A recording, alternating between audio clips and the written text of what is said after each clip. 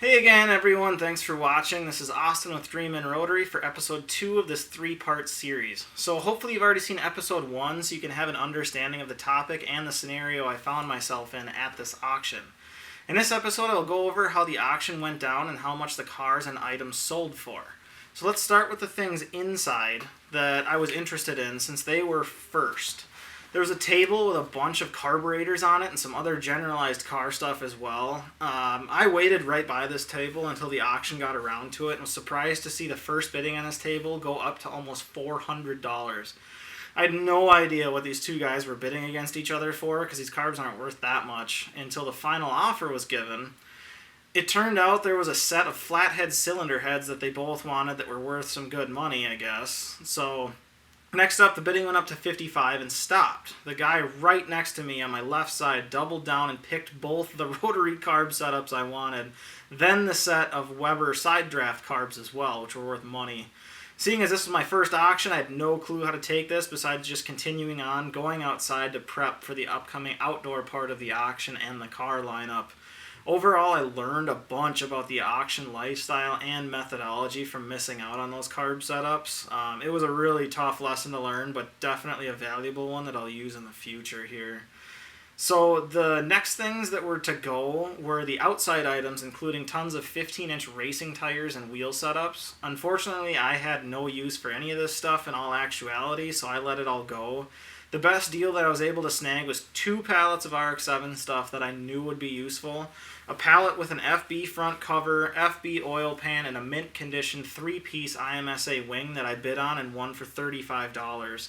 I then doubled down and bought another pallet with a bunch of brass radiators and tons of front mount oil coolers for another $35. So total of $70 cash for all of this stuff.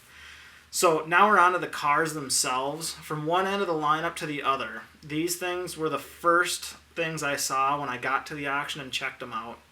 First up was an S4 FC from 86 to 88 that had been completely smashed on every single panel, was rusting away to nothing, had a serious front end accident, and a trashed interior due to an open sunroof. The only upsides to this vehicle would have been the 5-lug pieces and maybe the subframe, but it had been crashed in the front end, so it could have very well been bent up without further inspection. This car wound up selling for $10, I'm not kidding. Next on the lineup was an S3 FB from 81 to 83 that was a GS trim level car that was completely rusted out underneath. It was disgusting inside and out, almost completely worthless for parts besides a few interior pieces that hadn't been eaten by mice or squirrels. Overall, the car wasn't worth anything to me. The front struts would have solely been worth the core charge from T3 for coilover credit. This car wound up selling for $40 cash. Again, no joke. Moving down the line, the single car I was there to see was an S3 84 to 85 GS LSE trim level car. This car was the primary reason I came to the auction in order to see whether it was worth saving or not. As it turned out, the interior was completely trashed and the rear end of the car was smashed in like it rear-ended a telephone pole at 50 miles an hour. There actually was a rotting squirrel carcass behind the driver's seat, and for these reasons this car also wasn't worth a whole lot to me either, and it ended up selling for $10. That's the only one I really wish I could have bought. The next car in the lineup was the most valuable, biggest surprise of the auction itself, an S4 T2 all original with decently low mileage, like around 115,000 if I remember correctly. This car was pretty minty. The engine was still all there and original looking, and the body was in great shape from what I could see.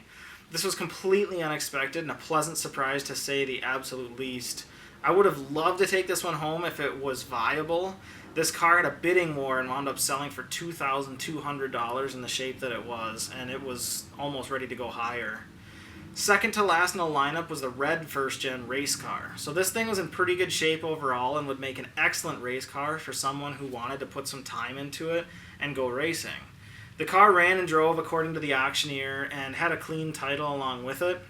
This car did have a bunch of body damage indicative of racing though, and it wouldn't be a clean car again without a ton of work. It had a little bit of a bidding war, ended up selling for $1,100, which was a good deal because it had a clean title with it, so it would have been worth it. Last car in the lineup was the first-gen race car. This was also in good shape overall, another excellent race car candidate. Again, though, the front fenders were about shot and the body overall was not going to be able to be brought back to a show car status of any sort. This one didn't have a title and would never be road legal again, most likely, so it was no use to me personally. In the end, that car brought $700, which was a bit more than I was honestly expecting. After the auction, while loading up the truck, I was able to snag 2 sets of FB front strut assemblies from 2 different people for a total of $40 cash. Then I was able to buy a new rear gear set in the box from Mazda, a set of SA taillights that are in great shape, as well as a few other small things from people, for a grand total of $60 for all of the cash spent to other individuals. This brought my total spending at the auction up to $148 after the cost of the 2 pallets that I bought and the auction tax and the sales tax. That wasn't bad for all of the stuff that I was able to snag at this thing, honestly. So there's a few pictures of the haul that I brought home from the auction. By now I've scrapped all of the radiators, starters, and alternators, so all of those are gone and I've recouped some money. The oil coolers need to be cleaned up still. I'll be putting those through the ultrasonic cleaner soon. The front strut assemblies have been stripped and chopped down to just spindle cores themselves and are on their way to T3 for in-store credit. Check out the video link for my video on how to get this all done effectively. As of right now, I have $750 of in-store credit at T3 for a few hours of hard work and prepping spindles, and have a video on how to get this done that will be coming out here shortly. So that concludes this episode. Feel free to follow me on to the next and final episode where I'll be sharing my personal thoughts and lessons I learned from attending this auction. Please leave any comments and suggestions that you have so that I can improve these videos and put out better content in the future for you guys. This is a small channel and I'd like to grow it and be of more use to the Rotary community if possible. So liking the video, commenting, or constructive criticism, as well as suggestions to improve are always welcome. If you haven't yet, please subscribe to this channel so you don't miss out on any content I've got planned for the upcoming future. I appreciate all the support so far and look forward to the future with this channel and with everyone involved. As always, thanks for watching, guys. My name's Austin. I will catch you in the next episode, episode 3, the final episode of this mini-series about attending an RX-7 auction.